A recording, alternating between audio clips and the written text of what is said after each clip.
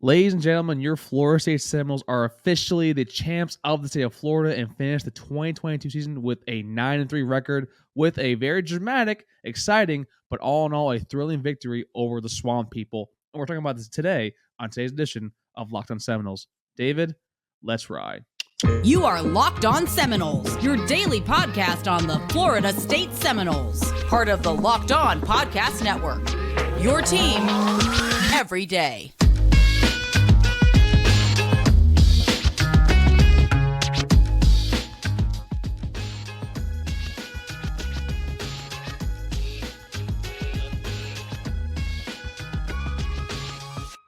Good morning, good afternoon, and good evening, and welcome back to another edition of Locked On Seminoles. What's up, everybody? It's your boy Drake here, and today in the stream yard, I got Mr. David Wise. Davey, what's going on, man? I feel like I've missed your face the past week and a half. It's been a bit. I have missed your face, Drake, as well. But life's good over here. In unlike Miami Bowl eligible territory, I don't know. It feels good not being Miami and Florida. And Florida, who right now is struggling to basically, they limp to the finish line for a 500 record. But before we get into that, folks, today's episode is brought to you by Omaha Steaks, a new tile sponsor. Omaha Steaks is a gift from the heart, a gift that will be remembered with every unforgettable bite. Order with complete confidence today, knowing you're ordering the very best. Visit omahasteaks.com by using promo code Locked On, LOCKEDON, at checkout to get that extra $30 off of your order. But Dave, today we are discussing the thrilling victory over the Swamp Folk, as I said earlier, the Fighting Billy Napiers. Dave, please let the folks know how you felt watching the game, starting with the offense side of the ball or defensively or wherever you want to go with this matchup. Okay, so I'm going to start big picture by being super positive because we won. We are champions of the state of Florida. It seems pretty markedly ahead of where both Florida and Miami are as programs. The development of this team under Mike Norvell, I think, was encapsulated in this game because prior iterations of this team, I think, would have gone down against Florida, and that just would have been it. I don't think there would have been, a comeback effort at all, much less a successful one. So to see this team get punched in the mouth by a Florida team that, quite frankly, I didn't think was capable of doing that. They were missing a bunch of their receivers. Anthony Richardson, I don't know, he looked banged up. But that team was not at 100%. Our team was arguably as healthy as it's been all year and coming off a really hot 4-game win streak. So coming into this game, you felt great about our team. You didn't feel great about Florida's team. And I expected it to go in such a way that we put them away early, and finally we didn't have to worry about the result of a rivalry game against Florida, just like we did against Miami. That's not how the game went. Florida had this white receiver I've never heard of go for 8,000 yards. I don't like that. That irritated me. That irritated all of Florida State fandom on Twitter. And it happened a couple of times. And I think I was, and you were, and a lot of people were just ready to refire Adam Fuller. Thankfully, the coaches made adjustments. It was so great to see in game, and especially in the second half, the coaches make the necessary adjustments. And I will say this, I would once again like to thank Jordan Travis for doing everything we said we thought we needed to see out of him this year, because that wasn't a winnable game without Jordan Travis, just like some of our other games. He was nothing short of magic on the day. And there's plenty more players to talk about, but Jordan Travis was the messiah of this team on Friday. Like the Madden folk hero Greg Jennings, Jordan Travis put the team on his back, though, because without him, you're right, Dave. I didn't watch the game until actually I had a wedding this past week, which, folks, my opinion of weddings during college football season.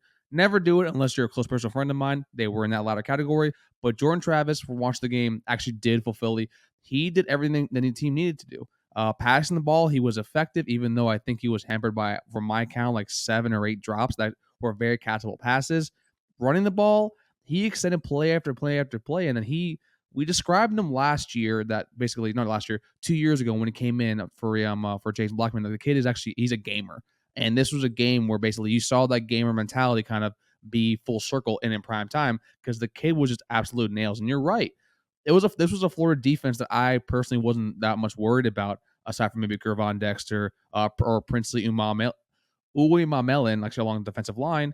But I was worried about the rushing attack because Florida did come into this game with a top 10 rushing attack, and it showcased itself with that, with Trevor Etienne averaging, I think, almost 8 yards a carry. Same thing with Montreal Johnson averaging 5 yards a carry. But this is a game that Jordan Travis, he kind of showed his importance not only to this team, but his standing across the college football landscape as a top 5 quarterback actually in this entire country. And also kind of begs the question that if he ends on this kind of note here at Florida State, what do you think he'd be able to do if he came back for next season to kind of add into the legacy that is Jordan Travis, who basically was something, a diamond in the rough, and brought back FSU to prominence? And he's going to have weapons next year. Like you saw today, Winston Wright, or yesterday when you're listening to this, Winston Wright announced that he's coming back for next year. That will be good because we got to see exactly 0 of him this year, and he was electric at West Virginia. But setting that aside, yes, Jordan Travis in this game, it's funny, if you look at the box score, you might think to yourself, he didn't play that great of a game. He was, 13 of 30 passing, but completing 13 passes for 270 yards. That gets the job done, Drake. Every one of his passes felt like it was for 30 yards, and every one of his completions was for more than 20 yards on average. So, yeah, that gets the job done. And we haven't even mentioned his name, but for the 4th straight week, Trey Benson. I don't know what more there is to say about him. If ever there was a case for how to get yourself drafted in a third of a season, Trey Benson's done it, because once again eclipsed the 100-yard mark on the ground, but also led Florida State in receiving yards. That guy is as reliable and productive as anybody on this team right now, including Jordan Travis. Big part of why we came back in that game, and why at the end of the game we're able to kind of impose our will. The guy runs strong. He's fast. He is the next in the line of great Florida State running backs. I hope he comes back next year. Can't imagine why he would. And that is really only 2 players we've talked about. A lot more individual performances to talk about in this game, but those 2 were the ones that shined, and that's become a reoccurring theme. Yeah, and I'm going to give a lot more love to Trey Benson here as well, because if you see his stat line since Trayshawn Ward went down, and he was kind of forced and thrust into basically having the bulk of the carries as the running back number 1, he has been replicating what I think a lot of people expected Sean Tucker to do again for heading into this past season, ending into this year from the last season, being a receiving threat out of the backfield as well as a dynamic running back threat with 20 plus carries a game. I mean, Trey Benson, I think he was 29 or maybe even 30 yards short of actually completing, having a 1K yard season. And overall, to me, I know this is hyperbole, it's kind of present the moment kind of here, but to me, he's shown that he's been a better back than Jason Corbin when he left. He's someone that basically has been evolving with the offense as well. And you see his patience and like him finding holes and kind of just, there was one play where he just threw some defensive back into the ground like he was a toddler. Yep. And that's just something that Trey Benson, like, he doesn't have as much wear and tear, or as you corrected me last week, he has a lot more tread on the tires heading into next year. I do think that he would be better off heading off to the NFL, but maybe, just maybe, he could be coming back, getting a little more game tape, and basically, if he comes back to helm on offense, and if JT also comes back as well, you probably will have the most dynamic backfield in the country, bar none. But with threats of running attacks, I'm saying. That's right. And for those older listeners and for the historically inclined, that run by Trey Benson that Drake was referring to had to remind you an awful lot of that Greg Jones run against North Carolina. And I expect that one to be played on highlight reels and of how-to videos for a while. I mean, that thing was just nasty, man. And I just love watching a nasty running back. And Cam Akers is one of my favorite players to come through FSU, because that was someone that came through that if we had a better team around him, he probably could have been invited to New York, even though, quite frankly, Dalvin Cook should have been. But for some reason, I think national media writers never discussed him. But Trey Benson, to me, that's someone that me and you weren't super high on the take because we were a little more cautious with the knee injury after seeing what happened with Mackenzie Milton. But then ever since you see the spring game kind of like parked our eyes a little bit, watching him, during practices and all that, and just like seeing him kind of just going throughout the season, That kid is an important testament to basically what Mike Norvell has been cultivating with this program and with this team. Yeah, I think that's what's probably worth talking about the most, because if you look on like the recruiting websites, they'll tell you that Florida and Miami have more talented rosters than Florida State based on recruiting rankings, including, I guess, transfer portal now rankings now. They'll tell you that both of those teams are more talented than ours. Now, continuity is important. So the fact that Mike Norvell was in year 3 this year, that matters. However, there's an obvious visible difference between the two teams into how well coached they are and how bought in the players are. Like when you watch Miami play football, extremely undisciplined. If you watch their blowout loss to Pitt this weekend that made them bowl ineligible, you saw them let a kick return drop at the 1-yard line and just bounce up in the air, and then someone picked it up and got tackled at like the 5. That's just inexcusable, and you don't really see that out of this team. Like, there's still mistakes made. These kids are human. The coaches are human. That's going to happen. But what you see from this Florida State team and what you saw in this game was a team that on a down-to-down basis looked like it was trying its best, except for a couple plays on defense, and to that point, that learned from its mistakes. And that's the thing. If you're going to make mistakes, but you learn from them, that's okay. And this team was able to learn from mistakes. It was able to overcome mistakes. And that is incredibly impressive for a team that just last year we were praising for caring and trying in games. Yeah, Drake, this coaching staff has this team in a great place, and we have a lot more to talk about from this Florida game. But first, I would love for you to tell our listeners about something great they can take advantage of post Black Friday. Well, folks, you can take advantage post Black Friday with their friends over at Omaha Steaks. Today's sponsor is Omaha Steaks because, folks, the holidays are here. Achieve gifting greatness when you give the gift of perfectly aged, tender, and delicious Omaha Steaks, folks.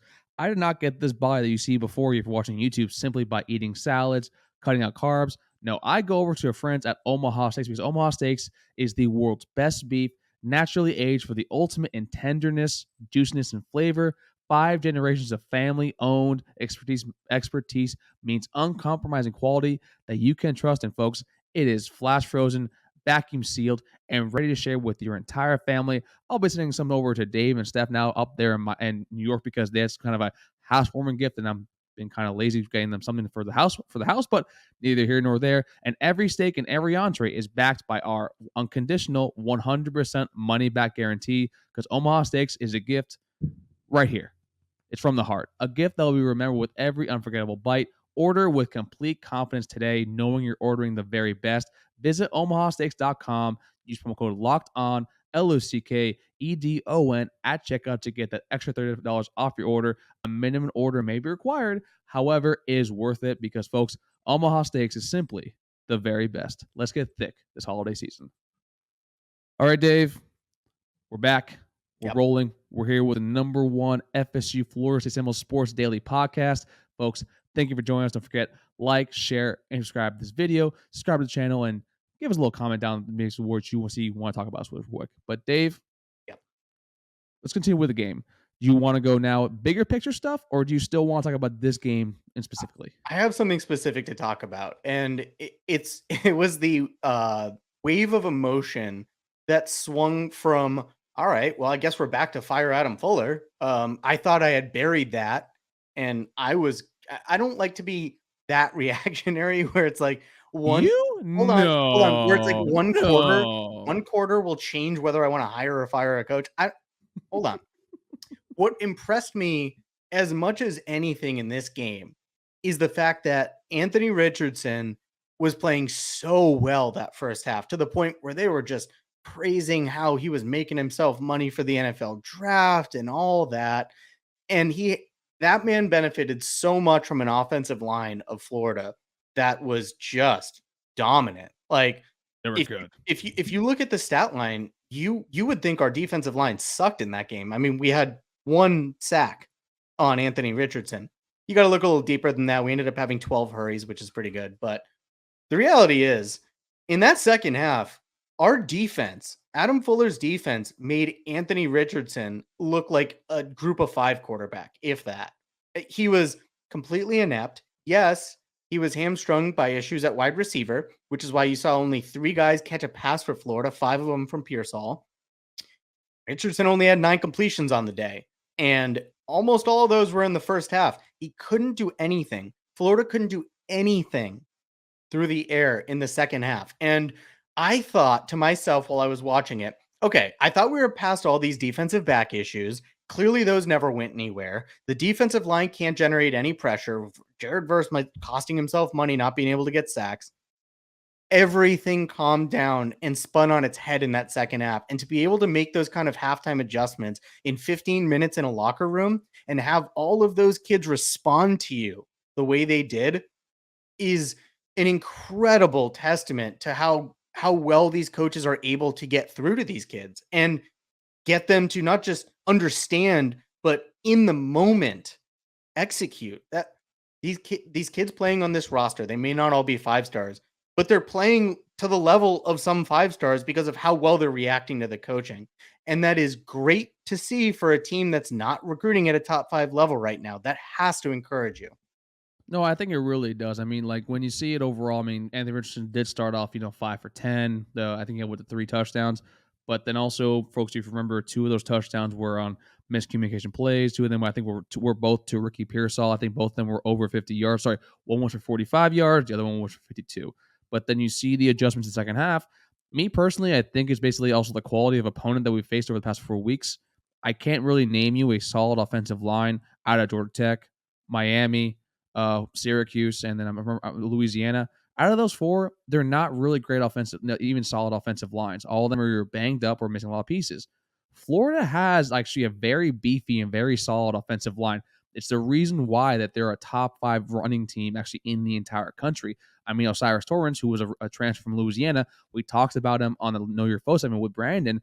That's the reason why he was the catalyst for why the offensive line has been so good all season long. But then you see where basically Robert Cooper, Fabian Lovett struggled in the first half, but that's kind of where you get like you were saying last segment, you get punched in the back. You need to wake up a little bit. You need to remember that this team actually is a little bit better than what you thought they were, and you need to play up to your standards. So to me personally, I think it's more basically this team needed to wake up a little bit more. And then when it comes to defensive back play, they played immensely better in the second half. Communication was a lot better.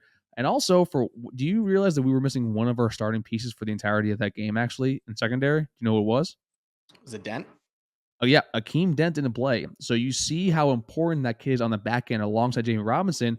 And also, Jarquez McClellan didn't practice all week. And he actually had to come in basically off of special teams play. And then you had Sidney Williams, who started safety last year, but for a majority of this year has been transitioning over to linebacker and had to play safety on the 45-yard Trevor Etienne run. So to me, this was a test for depth, test for mettle, and it showed that these kids do take really well to coaching, and also that Adam Fuller actually was able to make those second half adjustments that we've basically been accustomed to seeing all year long, and also since the beginning here. Yeah, here's the thing. Trust is really, really hard to re-earn once it's lost. And over the last half decade, this team has lost a lot of trust in micro ways and macro ways for Florida State fans. Like, for example, when you're watching that game and we go down early and you see Pearsall catch a long pass on our defensive backs, you start to think to yourself, I remember that. I know this story. I know how this is going to go. And the reality is Florida State's in a place now where it's okay. That just because something like that happens doesn't mean, we're back to being the old crappy Florida State. I don't think that's here anymore. Like, we're still going to make mistakes. We may not win every game, but I think the ineptitude of the past can be put to bed and released from the fears of Florida State's fans. And I just want to say, I'm going to close the Florida game talk on this note. Wow, that team sucks. Florida sucks. I'm really glad we beat them. I hope Billy Napier's there for a while. There was so much about that team in the second half of that game that just looked equal parts uninspired and just unaware, uncoordinated. But to see them pull away from Florida and create that gap from where the Gators are has me feeling as good about this team as I have since I think that Orange Bowl win back in, what was it, 2016? That game we were at? Against Michigan. Yeah, I think that's the Oh, no, last sorry, time no, the game that you and Max were at, I wasn't able to make the game for right. other reasons that we will not discuss on here. We will not talk about that. But yes, I think this is the best I felt since then. I think this is the first time since then that I've felt like this team wasn't destined to fail itself and me as a fan. So that makes me look forward to the future. If you're a Miami fan, all you're looking forward to is that hoping that that recruiting turns into productivity under a coach that hasn't proven he's going to be able to do that. And I think you got to feel better if you're a Florida fan than a Miami fan. But the idea that you wouldn't that Florida State isn't clearly the best team and in the best place in the state of Florida is just a farce. You should all feel on top of the mountain because that's exactly where we are right now compared to expectations, compared to where we have been. A 9-3 season for this team, only with ranked losses, is unreal. So I am agreeing with almost everything you said, except for the Florida part. I'm going to hold reserve judgment a little bit with that because I do have a feeling that Billy has surpassed expectations for me for personally from coming in here. Even though me personally, the bar was in hell when it came to Billy Napier coming over. I thought he was a Sun Belt, basically poor man's version of Mike Norvell. But I do think with the recruits he brings in, I'll be very interesting and maybe a little bit cautious to see how this game will go because it still was a touchdown score game. So it's basically I'm way on that. But with Miami, I'm not going to put my opinion on that. I mean, at all because right now it is a dumpster fire for dumpster fires. I mean, you're already hearing that Wooly Taggart might be the new OC there. I don't think that's happening because I don't think those two like each other very much. But right now, we're not that lucky. But for right now, we are. But you're right. We are the king of the mountain. We are the king of the state of Florida. And quite frankly, nothing feels better than right now being a 9-3 team heading over to a great bowl game. And also, quite frankly, having all the momentum heading into a very crucial year 4. And if the ball ends up right with guys coming back, transfers coming in, this is a team that should start off in the top 15 for next season. And quite frankly, if we stay healthy, this is a team that can kind of make some noise and head back to the CFP next season. So that's kind of where I'm at. I'm feeling good, Dave. I'm feeling good. I'm feeling good too, man. Clemson's coming back to earth. North Carolina lost. Like, there's going to be an opportunity next year. Our schedule is so much easier next year, too. Schedule is soft. We'll talk about it next week, but the schedule's soft. It is. And we're going to have a chance to win the ACC again next year, which is something that Miami's never going to do. So. All right, Dave. We've come back down to earth a little bit. No, we're not. I feel great. But, Dave, it's the end of the show. I love, tossing it back over to you. How do you want to end today's show off? Well, I don't know. I mean, I guess one thing that I'm curious to know to speculate on is what is this 9-3-ness? What does the improvement relative to expectations do? Because like I said, I think it removes my fear of just ineptitude of the prior years and just being let down. But what is the tangible impact? Because we talked before the game about how you needed to start seeing the results in recruiting. Like, if the excuse for recruiting was that you needed to see the results, then when you see the results, you no longer have the excuse for recruiting. I'm not saying that this team's recruiting poorly at all, or these coaching staff. I'm not saying that. But this is now a 9-3 team, a team that historically has been one of the best recruiting schools in the country. And I guess I'm just wondering from you, like, what impact do you see this having on this recruiting class, on the transfer cycle, and for future classes? Not necessarily the win against Florida alone, but kind of closing the book on the season of this being a 9-win team that probably should have won more. So, I mean, that's one thing I think us as fans, I mean, we look towards the Wake game. That's a Wake team that you probably should have beaten. I mean, you were a touchdown favorite. That looks like a bad loss. You lost to NC State, like after leading 17-3. That's honestly looking even worse because Devin Leary's knocked out of that game. But you're right. You still finished 9-3. I think with the high school recruiting for the 23 class, the book has been closed on that, I think, since probably October. I don't think, regardless of what happens there, you probably still finish with around a 15-ish class. But I think transfer portal-wise, it's entirely just opens up to basically, I think you have the pick of the litter when it comes to these kids coming into the portal, primarily because you now have a quarterback in Jordan Travis who accounted for nearly 3,250 yards, and 2,700 of them were through the air, which is absolutely incredible. Then you have wide receivers. Each separate game, you had a new wide receiver leading the pack. You look at the running back room. where if Trey Benson leaves, you can point to Trey Benson, Jay Sean Corbin, and you say like, hey, these two kids right here came in as transfers and they will do great.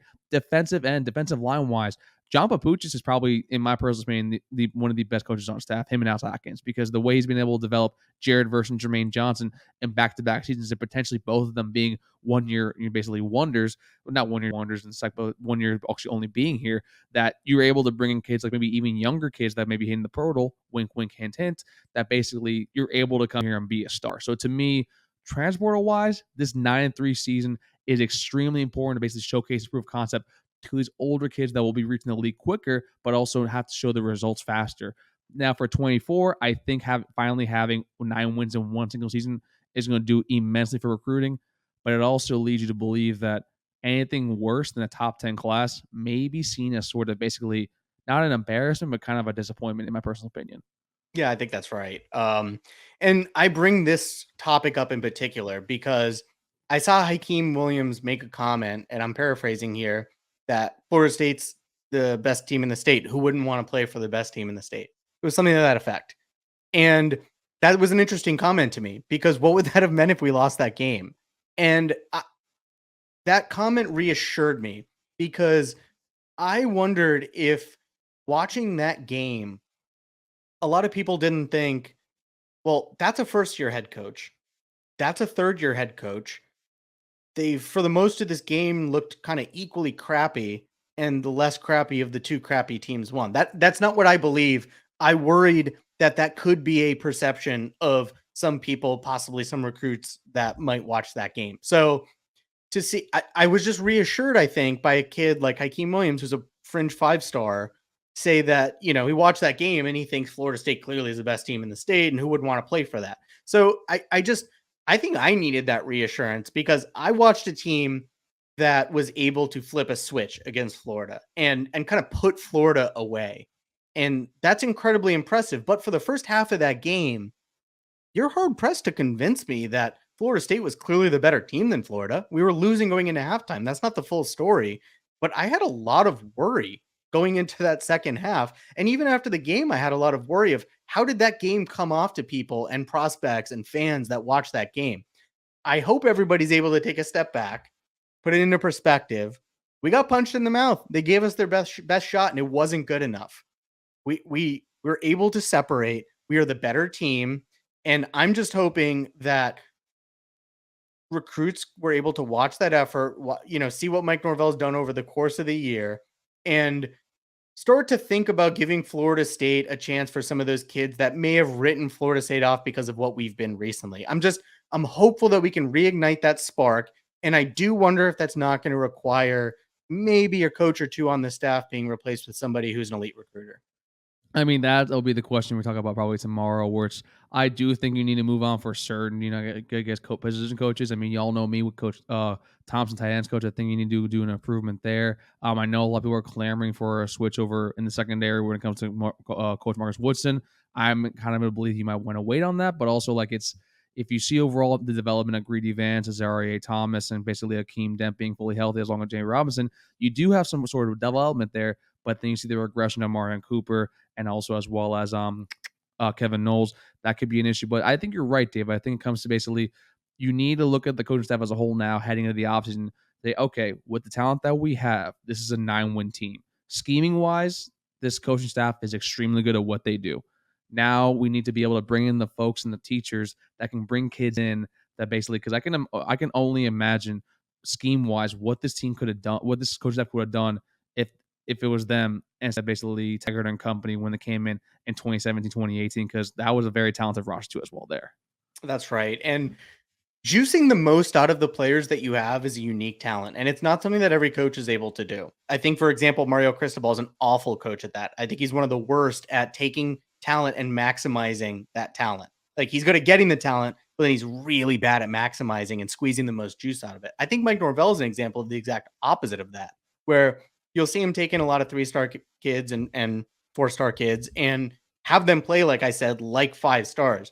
That is an extremely unique and uncommon, I think, skill set reserved for the better coaches in college football. And if we're going to take that next step to start playing with the Georgias of the world and get back to college football playoff consideration, I think it's going to require an infusion of talent that's a little bit greater than what we have now, and Mac continuing to maximize that talent. Clearly, Mike Norvell's schemes work.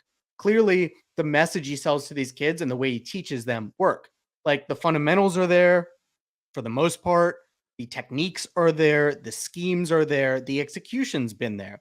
So you got to keep that up. But I think the talent level is going to need to take that next step. And that's the only way we're going to get to that next step. So I'm really hopeful to see what this season brings in that regard.